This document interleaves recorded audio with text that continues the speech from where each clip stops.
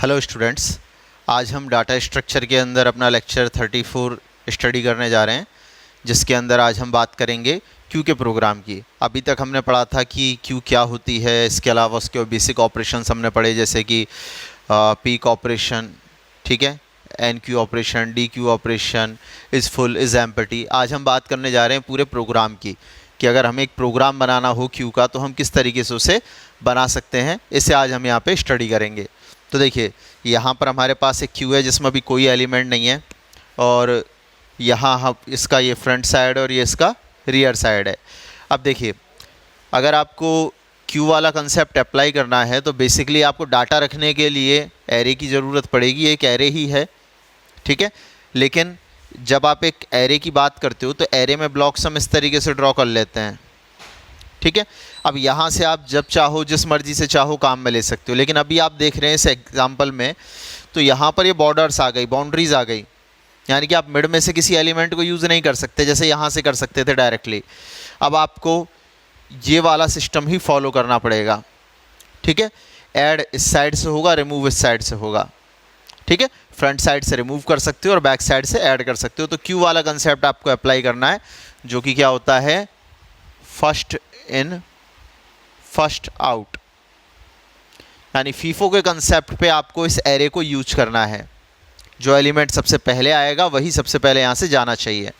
तो बेसिकली एक एरे होगा, एरे है तो इनकी सबस्क्रिप्ट एड्रेसेस होंगे, जो कि स्टार्ट हो जाएगा कितने से, 0 से। तो सबस्क्रिप्ट 0, सबस्क्रिप्ट 1, 2, 3 और 4। मैं ऊपर भी सबस्क्रिप्ट एड्रेस लिख रहा हूँ, 0, 1, 2, 3 और 4।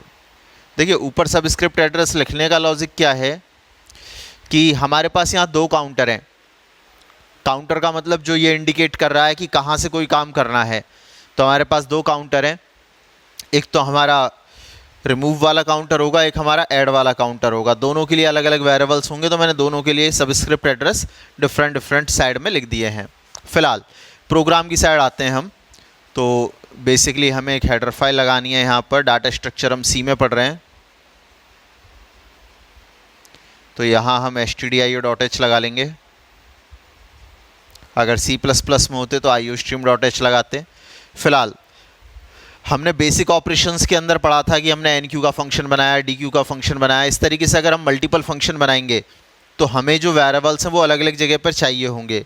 एक ही वेरिएबल को हमें अलग अलग जगह पर एक्सेस करना होगा, ठीक है। और ऐसा करने के लिए आप उन्हें क्या बना लो, ग्लोबल बना लो। ग्लोबल बनाने के लिए आप क्या करोगे, तो मैंने यहाँ पे लिखा इंटीजर डाटा टाइप का मैं क्यू नाम से एक एरे बना रहा हूँ। लेकिन इससे पहले मैं एक कांस्टेंट और डिफाइन कर लेता हूँ यहाँ पर साइज नाम से। तो मैंने लिखा const keyword, const int size, और इसकी वैल्यू मैंने 5 दे दी है, ठीक है। अब मैं लिख रहा हूँ इंटीजर टाइप का मुझे बनाना है एक क्यू नाम से एरे। तो यहाँ हमने लिखा क्यू बन जाए एक एरे, साइज के बराबर इसमें एलिमेंट हो, ये मैंने कर दिया। तो 5 एलिमेंट बनेंगे, ठीक है। एक हम यहाँ बना रहे हैं f नाम से वेरिएबल फ्रंट के लिए, जिसकी स्टार्टिंग वैल्यू -1 होगी, और एक बना रहे हैं b नाम से वेरिएबल बैक के लिए, ठीक है। आप b बना सकते हो और आप चाहो तो इसे r भी बना सकते हो। तो फिलहाल मैंने जैसा पिछले एग्जांपल्स में आपको रियर के लिए r बताया था, तो हम r ही लेके चल लेते हैं, और इसे वैल्यू दे दी मैंने -1। इज दैट क्लियर, ठीक है। ये 3 चीज़ें हमने बना ली ग्लोबली। ये ग्लोबल डिक्लेरेशन है। ग्लोबल डिक्लेरेशन का मतलब क्या होता है कि इन चीज़ों को आप जहाँ चाहो वहाँ काम में ले सकते हो पूरे प्रोग्राम में, ठीक है। अब हम बात करते हैं यहाँ पर NQ फंक्शन की। सबसे पहले देखो, क्यू बनेगी उसके बेसिक ऑपरेशन से ही। तो यहाँ पर हम NQ फंक्शन बना रहे हैं। NQ फंक्शन कोई मान रिटर्न नहीं करता, तो रिटर्न टाइप में वॉइड आ जाएगा। फंक्शन का नाम NQ आ जाएगा। एक इंटीजर आर्ग्यूमेंट लेगा ये n नाम से, ठीक है। इतना हमने प्लान कर लिया, और यहाँ इसका कर्ली ब्रैकेट ओपन कर दिया, ठीक है। अब हमें यहाँ पर NQ फंक्शन बनाना है जो क्या करेगा, क्यू में वैल्यू को ऐड करेगा। अब कंसेप्ट क्या है, देखो हमने कहा एफ और आर कहाँ पर होंगे, -1 पे। ये हमारी क्यू है, तो मान लेते हैं कि ये तो एफ है, इधर -1 लिख देता हूँ मैं, इधर भी मैं -1 लिख देता हूँ 0 से पहले, ठीक है। तो ये एफ है और ये आर है, दोनों ही कहाँ है, -1 पर। एफ इंडिकेट कर रहा है कि कहाँ से क्यू को डिलीट किया जा सकता है, तो डिलीट करने के लिए कुछ नहीं है, अभी एलिमेंट है ही नहीं इसमें। आर बता रहा है क्यू कहाँ तक भरी हुई है, तो कहीं तक भी भरी नहीं है, इसलिए ये भी -1 पर है, क्योंकि अगर आर 0 पर होता तो 0 तक भरी मानी जाती, 3 पर होता तो 3 तक भरी हुई मानी जाती। ऐसे ही अगर एफ 0 पर होता तो हम कहते कि भाई 0 एलिमेंट को डिलीट किया जा सकता है, प्राप्त किया जा सकता है। अभी ऐसा कुछ नहीं है, तो दोनों -1 पर हमने छोड़ दिए। तो ये लॉजिक था इनको -1 पर लाने का। अब हम कह रहे हैं इफ़, एक कंडीशन हमने दी है। देखो एनक्यू ऑपरेशन का काम क्या है, मेंबर ऐड करना। मेंबर कब तक ऐड कर सकते हो आप, लास्ट सबस्क्रिप्ट 4 तक। सबस्क्रिप्ट 4 के बाद तो आप ऐड कर ही नहीं पाओगे। तो आपने कहा अगर ये जो कौन है आर, ऐड करने की जिम्मेदारी किसकी है, आर की। आर अगर बराबर हो चुका है साइज -1 के, तो देखिए सबसे पहले आप नोटिस कीजिए साइज़ की वैल्यू कितनी है, 5। साइज़ -1 यानी 5 - 1 कितना रह गया, 4। अगर आर की वैल्यू इक्वल हो जाए 4 के, मतलब कि यहाँ पर हो आर, तो यहाँ तक क्यों भरी हुई है, और जब यहाँ तक भरी हुई है तो आगे उसमें कुछ ऐड हो सकता है क्या, नहीं हो सकता। तो इसलिए यहाँ पर हम कह देंगे कि एक मैसेज दिखा दिया जाए, Q is full, print F, new line हम लगा देते हैं, थोड़ा सा अट्रैक्टिव हो जाएगा मैसेज, क्यू इज़ फुल। और इसके बाद ये टर्मिनेट हो जाएगा, ठीक है। तो टर्मिनेट करने के लिए क्या लगाते हैं, रिटर्न। रिटर्न स्टेटमेंट क्या करेगा, एन क्यू फंक्शन को चलने से रोक देगा आगे, क्योंकि जब क्यू पूरी भरी हुई है तो एन क्यू का कोई काम ही नहीं है। लेकिन अगर ऐसा नहीं है, जैसे अभी आर की वैल्यू कितनी है, -1, और -1 है, तो ये कंडीशन क्या है इस समय, फॉल्स। तो क्या होना चाहिए, R++ कर देते हैं, R++। तो R शिफ्ट होके यहाँ आ गया, 0 एलिमेंट पर आ गया। और क्या होना चाहिए, अगला काम होना चाहिए Q के R ब्लॉक में वैल्यू कॉपी हो जाए n की, ठीक है। तो Q का R ब्लॉक कौन है इस समय, ये है 0 वाला। तो मान लो कि आपने n में कोई नंबर भेजा, सपोज दैट n में कोई वैल्यू आपने भेजी, जैसे 70, जो आपको यहाँ ऐड करनी थी, ठीक है। तो ये 70 यहाँ आके ऐड हो जाएगा। इतनी बात क्लियर, ठीक है। साथ में अब हम प्रिंट भी कर देते हैं कि क्या ऐड हुआ है। तो इसके लिए हमने एक प्रिंट एफ लगा दिया, और यहाँ हमने लिखा न्यू लाइन पर एडेड एलिमेंट एज, ठीक है। हमने यहाँ पे लिखा एडेड एलिमेंट एज, एक मैसेज लिखा, और यहाँ लगाया %d, और यहाँ हमने कह दिया Q का कौन सा ब्लॉक आ जाए, R ब्लॉक प्रिंट हो जाए। तो स्क्रीन पर मैसेज आएगा एडेड एलिमेंट एज 70। यहाँ तक की बात हो गई, NQ का काम पूरा हो गया। लेकिन अभी एक छोटी सी प्रॉब्लम है। देखो आप जितनी बार एलिमेंट ऐड करते जाओगे, ये बात तो क्लियर है, R++ होगा, R की वैल्यू बढ़ेगी और ये आगे बढ़ता जाएगा, यहाँ तक तो कोई इशू नहीं है, ठीक है, ये चलता रहेगा। लेकिन F तो -1 पे अटक के रह गया। Q में अब एक एलिमेंट है डिलीट करने के लिए, लेकिन F तो उसे इंडिकेट ही नहीं कर रहा। F से ही तो पता लगेगा कुछ डिलीट किया जा सकता है या नहीं। तो डिलीट अगर आपको करवाना है तो आप क्या करोगे, आप एक कंडीशन लगाओगे। आप इसको बोलो if F is equal to -1। भाई हमने एलिमेंट ऐड करा है और उस समय अगर F कितने पर है, -1 पर, तो F की जो वैल्यू है वो 0 हो जानी चाहिए। किस सिचुएशन में, कि अगर वो -1 पर है तो, अगर वो -1 पर नहीं है तो ऐसा नहीं होना चाहिए। ये बात आप दिमाग में रखिए फिक्स करके। ऐसा सिर्फ तब होगा जब F -1 पर होगा, तभी हम उसे 0 करेंगे। अगर वो मान के चलो ऑलरेडी 2 पर है या 1 पर है तो फिर हम उसे चेंज नहीं करेंगे, 0 पर है तो हम चेंज नहीं करेंगे, ठीक है, उसे उसकी जगह पर रहने देंगे। ये तो हुआ हमारा कौन सा फंक्शन, एन क्यू। अब बात करें हम डी क्यू फंक्शन की।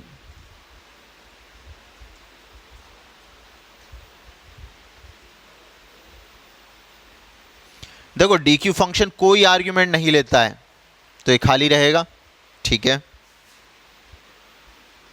कर्ली ब्रैकेट ओपन किया, इसका काम क्या है, इसका एलिमेंट डिलीट करना। अब देखो आपको समझाने के लिए मैं कर लेता हूँ कि यहाँ 50 ऐड है, यहाँ पे मान के चलो 90 ऐड है, यहाँ पर 30 ऐड है या 35 ऐड है, और इस तरीके से आर यहाँ पर आ चुका है शिफ्ट होके। जहाँ तक भरा हुआ वहाँ तक आर आएगा, हमने बार बार एलिमेंट ऐड करे, आर शिफ्ट होता हुआ कहाँ चला गया, 3 पर। और एफ जब हमने पहला एलिमेंट ऐड करा था तो वो आ गया था कितने पर, 0 पर। यहाँ तक की बात क्लियर। इसका मतलब कि Q से एलिमेंट डिलीट किया जा सकता है अगर F कहाँ है, -1 के अलावा कहीं भी है तो।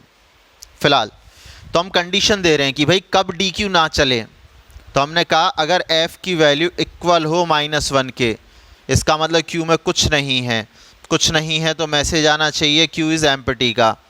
तो यहाँ एक प्रिंट एफ लगाया, डबल कोटेशन में न्यू लाइन लगा के मैसेज प्रिंट करवा दिया Q इज एम्प्टी, ठीक है। और यहां लिख दिया रिटर्न सेमीकोलन। ये तो सिचुएशन हो गई किस चीज की, फंक्शन को ना चलाने की।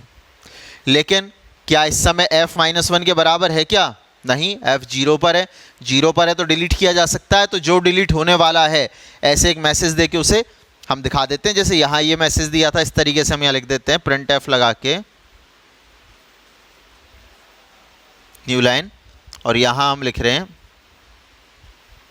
डबल कोटेशन न्यू लाइन में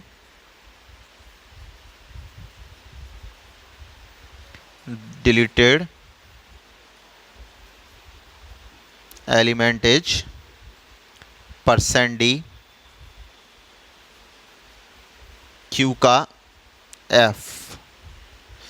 देखो ये हमने मैसेज दे दिया, क्योंकि डिलीट हो जाएगा तो उसके बाद तो हम बताएंगे कैसे कि क्या डिलीट हुआ है। तो हमने बता दिया कि भाई डिलीट होने वाला एलिमेंट क्या है, Q का F यानी कि 70, ये आ जाएगा।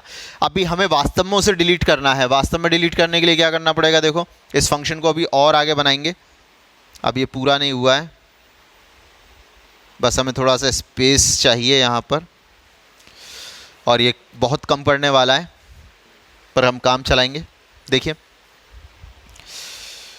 तो प्रिंट एफ तक हमने लिख लिया है इस फंक्शन को, गौर कर लीजिए DQ को, DQ का काम अभी बाकी है। देखो हम कह रहे हैं यदि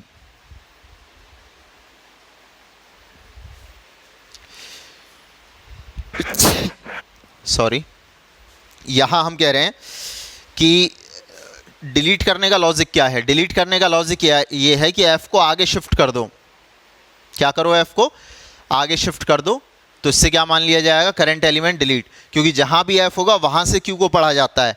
तो भाई अगर ये यहां आ गया तो इससे काम खत्म, ये हट गया लिस्ट से, ठीक है। लेकिन हर सिचुएशन में आप ऐसा नहीं करोगे, मोस्टली तो आप ऐसा ही करोगे, F को आगे तक लेते जाओगे, ठीक है। लेकिन एक पॉइंट ऐसा आएगा जब F और R एक ही जगह पर होंगे, तो यहां एक कंडीशन लगा रहे हैं हमने लिखा अगर F बराबर हो R के, मतलब दोनों एक ही जगह पर हों, दोनों एक ही जगह पर हों तो क्या होना चाहिए, यहां आ जाना चाहिए F बराबर R बराबर -1, ठीक है।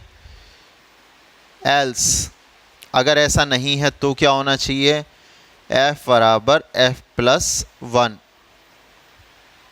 ये मैंने यहाँ पर कंडीशंस लिख दी हैं और ये मैंने बंद कर दिया है DQ फंक्शन। अब समझिए काम कैसे कर रहा है। देखो अभी यहाँ ध्यान दो, क्या F और R बराबर हैं दोनों, नहीं है, F 0 पर और R कितने पर है, 3 पर है। तो ये 70 डिलीट कर दिया और हमने F को +1 करके यहाँ ले आए। देखते चलो ध्यान से, F1 पे आ गया। एक और बार DQ फंक्शन चलाओ, मैसेज आ जाएगा डिलीटेड एलिमेंट इज 50। आने के बाद फिर चेक होगा F और R बराबर हैं क्या, नहीं है, एफ 1 पर है, आर कितने पर है, 3 पे, अभी बराबर नहीं है, देन यही चलेगा f+1। ठीक है, तो f यहाँ आ गया। फिर डी क्यू चलाओ एक बार और, इस बार ये 50 और 90 डिलीट हो जाएगा और f शिफ्ट होके यहाँ आ जाएगा। अब इस सिचुएशन में देखो डी क्यू को एक बार और चला रहे हैं, f और r दोनों क्या हैं, 3 पर हैं। r बता रहा है कि सबस्क्रिप्ट 3 तक q भरी हुई है, और f बता रहा है किस बात को, कि सबस्क्रिप्ट 3 की वैल्यू को रिमूव किया जा सकता है। ठीक है, कर देते हैं, 35 डिलीट कर दिया। ठीक है, तो अब f का क्या बनने वाला है, f और r दोनों बराबर है ना, तो दोनों को कहां ले आओ, -1 पर। मतलब इस r को भी यहां से उठाओ यहां ले आओ, और इस f को भी यहां से उठाओ यहां ले आओ। ऐसा क्यों किया हमने, वो ध्यान दो। देखिए, जब लिस्ट में कोई बचा ही नहीं है, सारे एलिमेंट डिलीट हो चुके हैं, तो फिर r किसे शो करेगा वहां पर, जितने एलिमेंट थे सब रिमूव कर दिए ना हमने 1 बाय 1, तो क्यू पूरी खाली हो गई या नहीं हो गई। ये भले ही आपको दिख रहे हैं लेकिन डिलीट हो चुका है तो खाली हो चुकी है। और जब हमने स्टार्ट किया था तो दोनों -1 पे थे भाई। अगर कतार में से सारे लोग जा चुके हैं तो नया कैंडिडेट लास्ट में आके खड़ा थोड़ी होगा, नया कैंडिडेट तो यहाँ आके खड़ा होगा ना, अगर आगे कोई है ही नहीं मौजूद तो इसलिए हमने इन्हें कहाँ सेट कर दिया, वापस से -1 पर, जो बता रहा है कि भाई क्यू से इस समय अब कुछ डिलीट नहीं किया जा सकता, और ये बता रहा है कि क्यू में अभी भरने के लिए कुछ भी भरा हुआ नहीं है क्यू में। तो इस तरीके से एन क्यू और डी क्यू हम यहाँ पर बना सकते हैं। अगर आप पीक बनाना चाहें तो पीक बना सकते हैं।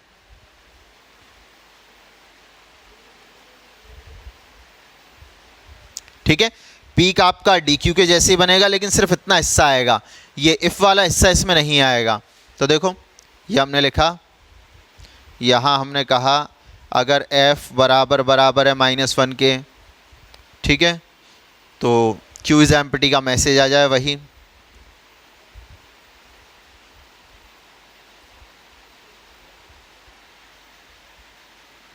q is empty. थोड़ा सा मैं एडजस्टमेंट कर रहा हूँ, ठीक है, तो मैनेज कर लेना आप लोग। इतना स्पेस हमारे पास नहीं है कि हम सारी चीज़ें बोर्ड पे शो कर पाएँ, क्योंकि अभी भी मुझे बोर्ड इरेज करना पड़ेगा मेन फंक्शन के लिए। देखिए, और यहाँ लिख दिया रिटर्न। ठीक है, देखो पीक और डी क्यू में अंतर क्या है। पीक केवल चेक करके बताता है कि सबसे आगे कौन खड़ा है, जैसे 70 था तो 70 को बता देगा, फिर 70 को हटा दोगे तो 50 को बताएगा। पीक का काम ये है, सबसे आगे लाइन में कौन है इसे बताना। तो इस समय कुछ नहीं है तो ये बता रहा है क्यू इज एम्प्टी, और फंक्शन को चलने से रोक देगा। और अगर ये होता, जैसे f अगर 0 पे 1 पे होता, तो ये बताता फर्स्ट एलिमेंट ऑफ क्यू। तो यहाँ हम एक मैसेज दे देते हैं, अगर ये बात गलत है तो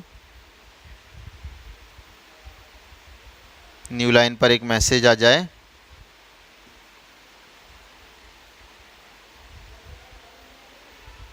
फर्स्ट एलिमेंट इज %d, और हमने कह दिया q का f प्रिंट हो जाए।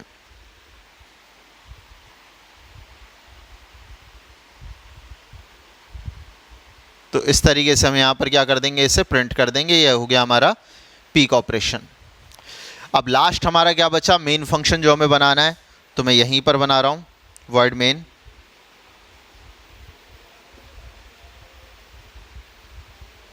यहाँ मैंने एक इंटीजर वेरिएबल बना लिया, या कुछ मत बनाओ आप, तो डायरेक्ट क्यू को यूज कर लो। मैं डायरेक्ट यहाँ पे एक फंक्शन कॉल कर रहा हूँ एन क्यू, और मैंने उसमें 70 भेज दिया। एक और बार मैंने एन क्यू को चलाया, और मैंने वहाँ पर मान के चलो 50 भेज दिया। एक और बार मैंने एन क्यू चलाया, और मैंने वहाँ पर 90 भेज दिया।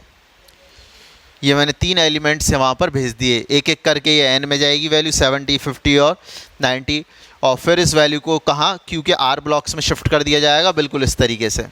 ठीक है, अगर रिमूव करना है तो आप कॉल करोगे डी क्यू को। डी क्यू में कोई आर्ग्यूमेंट नहीं है तो डायरेक्ट ऐसे एक बार डी क्यू कर दिया, एक बार पीक कर लेते हैं, फिर डी क्यू कर लेते हैं,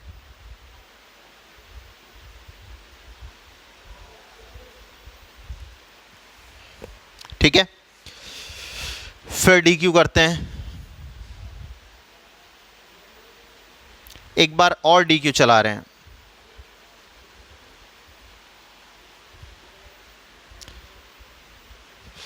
तो ये हमने बार बार एन क्यू, डी क्यू और पीक ऑपरेशंस किए हैं। यहां मैं इसका आउटपुट आपको समझा रहा हूं अलग से कैसे काम करेगा। देखो,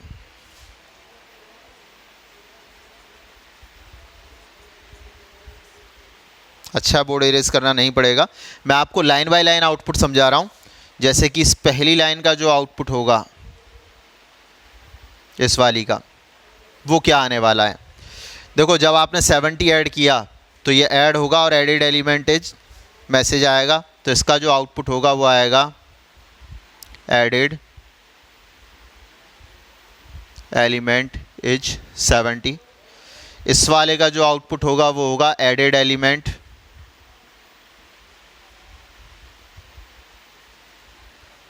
इज 50। ठीक है, इस वाले का जो आउटपुट होगा एडेड एलिमेंट इज 90।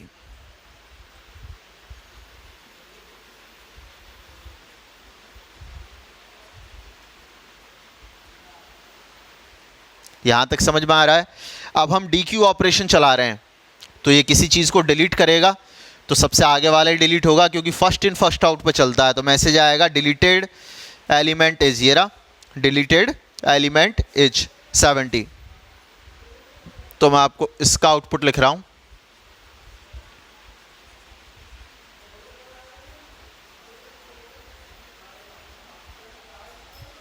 ठीक है, जो फर्स्ट एलिमेंट हमने ऐड किया था वो रिमूव हो गया।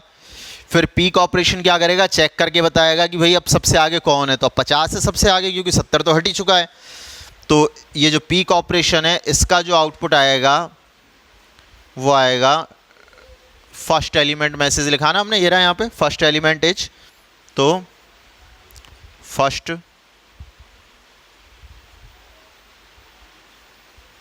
एलिमेंट इज, और यहाँ आ जाएगा 50, कि अभी क्यू में सबसे पहले कौन है, 50 है। फिर हमने यहाँ 3 बार डी क्यू को और चलाया, तो 1 बाय 1 ये एलिमेंट डिलीट करेगा, मतलब 50 90। तो इस वाले डी क्यू ने क्या करा, मैसेज दिया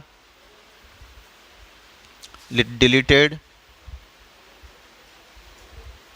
एलिमेंट इज 50, सबसे आगे यही था, ये रिमूव हो गया। इस वाले ने मैसेज दिया डिलीटेड एलिमेंट इज 90।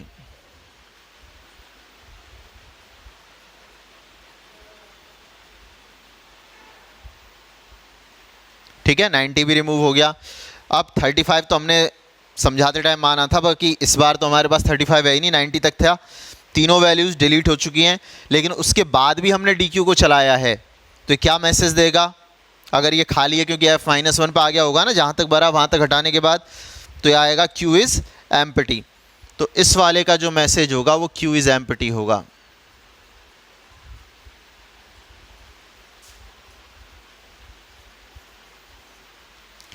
तो इस तरीके से आप देख सकते हैं फर्स्ट इन फर्स्ट आउट पे काम चल रहा है। जो एलिमेंट सबसे पहले हमने ऐड किए थे वही रिमूव हुए हैं, और इस चीज़ को आप यहाँ पे ध्यान रखेंगे। एक बात और, ये जो आउटपुट है आपको मेन फंक्शन के नीचे लिखना है, यहाँ से, इसके बाद में आप इस आउटपुट को लिखोगे। ये मैंने आपको सिर्फ समझाने के लिए लिखा है कि कौन से स्टेटमेंट का रिजल्ट क्या आएगा, इसलिए साइड में लिखा है। ठीक है, कनेक्ट करते हुए, ऐसा कुछ कनेक्ट आपको नहीं करना है, आपको बस डायरेक्टली कोडिंग लिख के नीचे यहाँ पे आउटपुट मेंशन करना है। और हर प्रोग्राम के अंदर एग्जाम में भी आप आउटपुट मेंशन करोगे तो ही आपको इसके मार्क्स मिलेंगे। तो एक बार क्विक रिवीजन कर लेते हैं प्रोग्राम का। यहाँ पर हम क्यू के लिए हमने प्रोग्राम बनाया है जिसमें सारे फंक्शंस इसमें हमने ऐड किए हैं। हेडर फाइल हमने लगाई है, कांस्टेंट बना लिया, जिससे क्या हो गया, हमें थोड़ा सा इजी हो गया यहाँ पर मेंशन करना।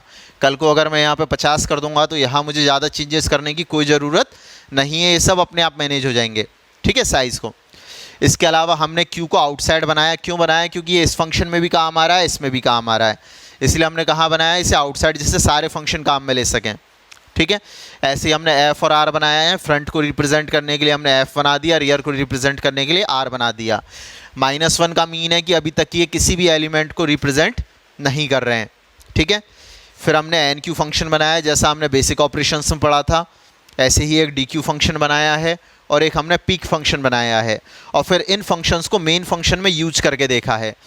जब आप फंक्शन को कॉल करोगे तो ज़रूरी नहीं है कि आप वेरिएबल्स बना के ही वैल्यू भेजो, आप डायरेक्ट भी वैल्यू भेज सकते हो जैसा कि हमने किया है। ये वैल्यू सीधे पास हो जाएंगी आर्ग्यूमेंट में। तो आज के लेक्चर में इतना ही। नेक्स्ट लेक्चर के अंदर हम बात करेंगे स्टैक के एग्जाम्पल की।